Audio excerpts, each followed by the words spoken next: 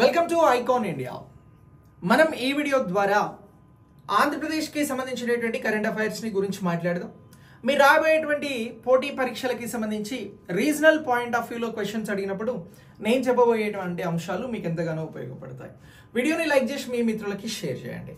So ముందుగా మనం ఆంధ్రప్రదేశ్కి సంబంధించి దేనిని గురించి మాట్లాడదాము అని అంటే ఐఎన్ఎస్ అరిగాత్ అనేటువంటి జలాంతర్గామి గురించి మాట్లాడదాం. సో ఈ ఐఎన్ఎస్ అరిగాత్ అనేటువంటి జలాంతర్గామిని 2024కి సంబంధించినటువంటి అప్డేట్ గా చూడాల్సి ఉంటుంది. సో ఈ 2024 అప్డేట్ పాయింట్ ఆఫ్ వ్యూలో మనం ఇక్కడ ఈ ఐఎన్ఎస్ అరిగాత్ అనేటువంటిది ఎవరు ప్రారంభించారు అని అడుగుతారు. రాజ్నాథ్ సింగ్ గారు దీన్ని ప్రారంభించడం జరిగింది అని చెప్పేసి చెప్పాలి. ఎవరు రాజ్నాథ్ సింగ్ గారు అని అంటే భారత రక్షణ మంత్రి అని చెప్పేసి గుర్తుంచుకోండి. సో ఈయన డిఫెన్స్ మినిస్టర్ గా ఉన్నారు. ఈ ఐఎన్ఎస్ అరిగాత్ అనేటువంటిది ఎక్కడి నుంచి ప్రారంభించడం జరిగింది అని అంటే దీనిని విశాఖపట్నం, ఎక్కడి నుంచి అని అంటున్నాం, విశాఖపట్నం నావల్ బేస్ నుంచి ప్రారంభించడం జరిగింది అని చెప్పేసి గుర్తుంచుకోండి. భారతదేశంలో రక్షణ రంగాన్ని, నావికా దళాన్ని మరింత పటిష్టపరిచేందుకు ఇక్కడ ఐఎన్ఎస్ అరిగాత్ అనేటువంటిది ఉపయోగపడుతుంది అని చెప్పేసి చెప్పడం జరిగింది. అయితే ఈ ఐఎన్ఎస్ అరిగాత్ అనేటువంటి దానిని ఇక్కడ రక్షణ రంగానికి సంబంధించినటువంటి వారికి సంబంధించి, అలాగే డిఆర్డిఓ, ఎవరెవరు అని అంటున్నాం, డిఆర్డిఓ రక్షణ విభాగాలు కలిసి దీనిని అభివృద్ధి చేయడం జరిగింది.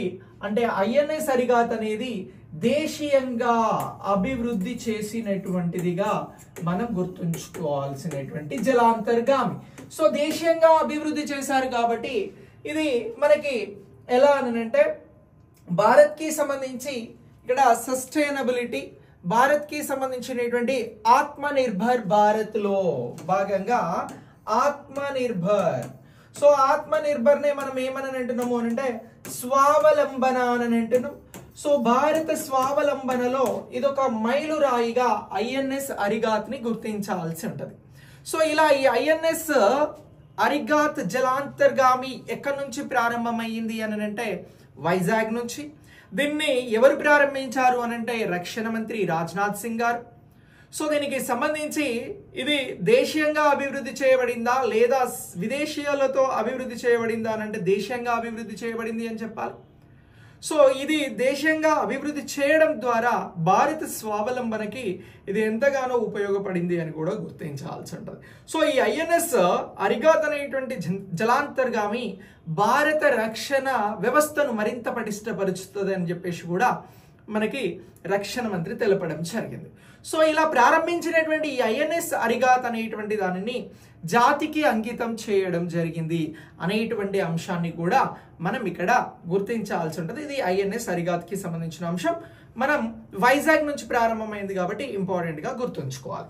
నెక్స్ట్ దీని తర్వాత మరొక అంశం ఏంటి అని అంటే కాలుష్య నియంత్రణకి సంబంధించి ఆంధ్రప్రదేశ్ రాష్ట్రంలో ఉన్నటువంటి వివిధ పట్టణాలకి, జిల్లాలకి వచ్చినటువంటి ర్యాంక్స్ ని గురించి మాట్లాడదాం. సో ఇక్కడ కాలుష్య నియంత్రణకి సంబంధించి కొన్ని అంశాలను తీసుకొని ర్యాంకింగ్స్ చేయడం జరిగిందండి. సో కాలుష్య నియంత్రణ ర్యాంకింగ్స్ అని చెప్పేసి గుర్తుంచుకోండి.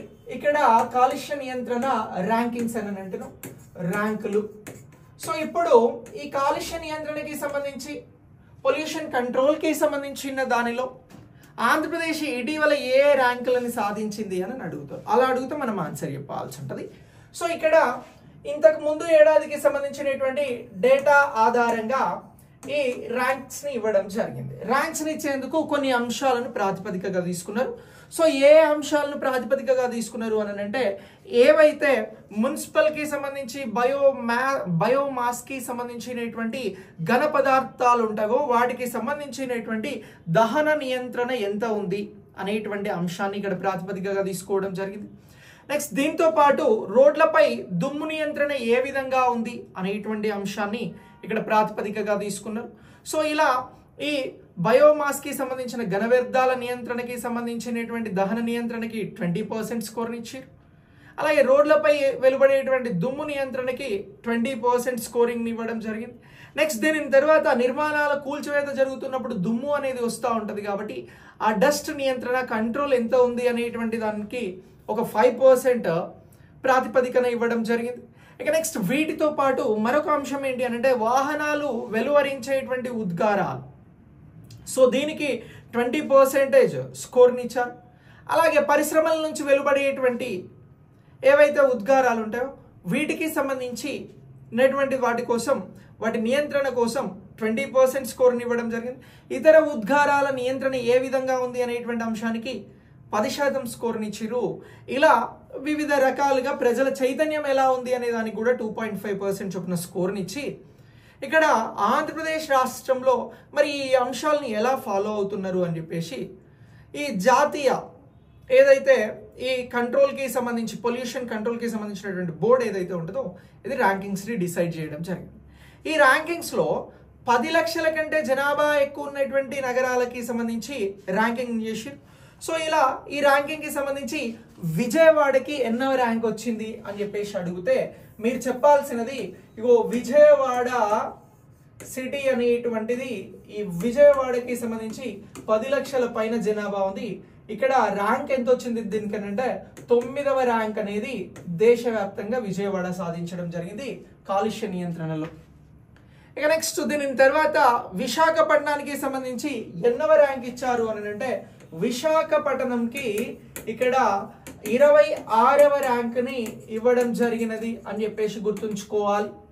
ఇవి రెండు కూడా 10 లక్షల కంటే ఎక్కువ జనాభా కలిగినటువంటి నగరాలు. ఇక్కడ ఏవైతే నియంత్రణ పొల్యూషన్కి సంబంధించినటువంటి కంట్రోల్ ఏ విధంగా ఉంది అనేటువంటి నేను స్టార్టింగ్లో చెప్పినటువంటి అంశాలను ప్రాతిపదికగా తీసుకొని ఈ ర్యాంకింగ్స్ ఇచ్చారు.